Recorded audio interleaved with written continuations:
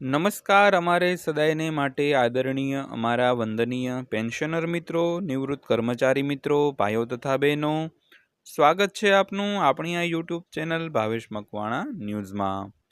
તો મિત્રો, આજની તારીખ 7/10/2025। તો આજના તાજા પેન્શન સમાચારમાં આપણે ખૂબ સરસ મજાની ચર્ચા કરવાના છીએ, જે ગુજરાત રાજ્ય સરકારે પેન્શનરોને નિવૃત્ત કર્મચારીઓના હિતમાં લીધો છે એક મોટો નિર્ણય। તો મિત્રો, શું નિર્ણય લીધો છે તેની આજના વિડીયોમાં આપણે વાત કરવાના છીએ, એટલે વિડીયો તમે ખાસ અંત સુધી જોઈ લેજો। તો મિત્રો, ભૂપેન્દ્ર પટેલ સરકારે વર્ગ 4ના જે કર્મચારીઓ હોય તેને બોનસ આપવાનો નિર્ણય લીધો છે અને ₹7,000ની મર્યાદામાં દરેક જે વર્ગ 4ના કર્મચારીઓ હોય તેને ભૂપેન્દ્ર પટેલ સરકારે બોનસ આપવાનો એક મહત્વપૂર્ણ નિર્ણય લીધો છે, જે દિવાળી પહેલાં દરેકના ખાતામાં જમા કરવામાં આવશે। તો ત્યારબાદ બીજી વાત કરીએ તો આજે તમારા માટે મારી પાસે ખૂબ સારા સમાચાર છે। તો કેન્દ્ર સરકારે 8મા પગાર પંચની જાહેરાત કરી છે, જે સરકારી કર્મચારીઓને જાન્યુઆરી 2026થી ₹21,000 સુધીનો પગાર વધારો આપશે। તો આ નિર્ણય લાખો કર્મચારીઓના જીવનમાં આર્થિક સુધારો લાવશે અને તેમના પરિવારોને પણ રાહત આપશે।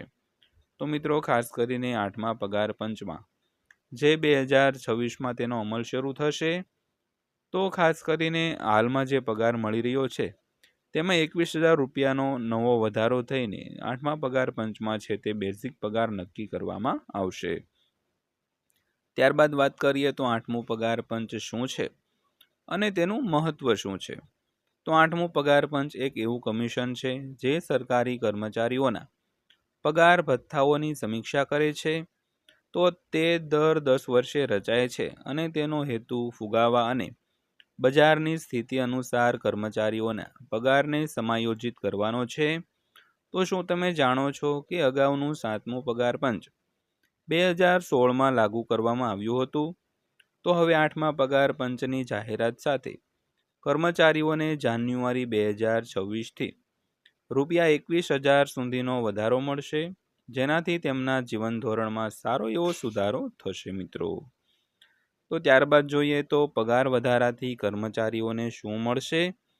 તો આ પગાર વધારાથી સરકારી કર્મચારીઓને અનેક મહત્વપૂર્ણ લાભો મળશે। તો પ્રથમ તો તેની ખરીદ શક્તિ વધશે, જેનાથી તેઓ તેમના પરિવારની જરૂરિયાતોને વધુ સારી રીતે પૂર્ણ કરી શકશે। તો બીજું, વધેલા પગારથી તેઓ તેમના બાળકોના શિક્ષણ અને આરોગ્યમાં વધુ રોકાણ કરી શકશે। તો હું સમજું છું કે ફુગાવાના આ સમયમાં આ પગાર વધારો કેટલો મહત્વપૂર્ણ છે। તો મિત્રો, ખાસ કરીને પગાર અને પેન્શન વધશે, તેને કારણે કર્મચારીઓ અને પેન્શનરોમાં ઘણા એવા લાભો થશે। તો સૌથી પહેલાં તો તેની પાસે આવક વધારે હશે, તો તે જે ચીજ વસ્તુઓ છે, આરોગ્યની લગતી વસ્તુઓ છે, શિક્ષણને લગતી વસ્તુઓ છે, તે તમામની પાછળ ખર્ચ છે તે વધારે કરી શકશે। તો પગાર ધોરણની વાત કરીએ તો નીચું ગ્રેડ હોય તેને ₹8,000થી 12,000ની વૃદ્ધિ થશે અને જે ઉચ્ચ વર્ગના જે કર્મચારીઓ પેન્શનરો હોય તેને 15,000થી 21,000નો પગાર વધારો છે તે મળવાપાત્ર થશે। ત્યારબાદ જોઈએ તો વેતન વધારાની અર્થતંત્ર પર શું અસર થશે। તો 8મા પગાર પંચની જાહેરાતથી ફક્ત કર્મચારીઓને જ ફાયદો થશે નહીં, પરંતુ સમગ્ર અર્થતંત્ર પર પણ સકારાત્મક અસર પડશે। તો લાખો કર્મચારીઓને તેમના ખિસ્સામાં વધારાના પૈસા મળશે, તેથી બજારમાં ખર્ચ પણ વધશે। તો આનાથી ગ્રાહક ચીજવસ્તુઓની માંગ વધશે, જેને કારણે ઉત્પાદન અને રોજગારની તકોમાં વધારો થશે। તો આનાથી સકારાત્મક આર્થિક ચક્ર પણ શરૂ થશે મિત્રો।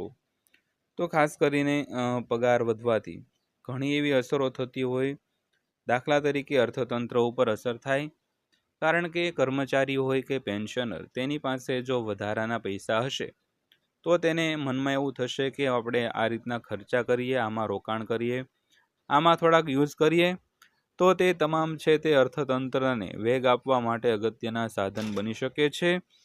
તો ખાસ કરીને આ હતી આજની માહિતી। વિડીયો પસંદ આવ્યો હોય, માહિતી સારી લાગી હોય તો વિડીયોને લાઇક કરજો અને આવી જ માહિતીઓ જોવા માટે આપણી આ ચેનલ સબસ્ક્રાઈબ કરી લેજો। તો ફરીવાર પાછા મળીશું એક નવા વિડીયો સાથે, નવી માહિતી સાથે. ત્યાં સુધી સૌને જય હિન્દ, વંદે માતરમ.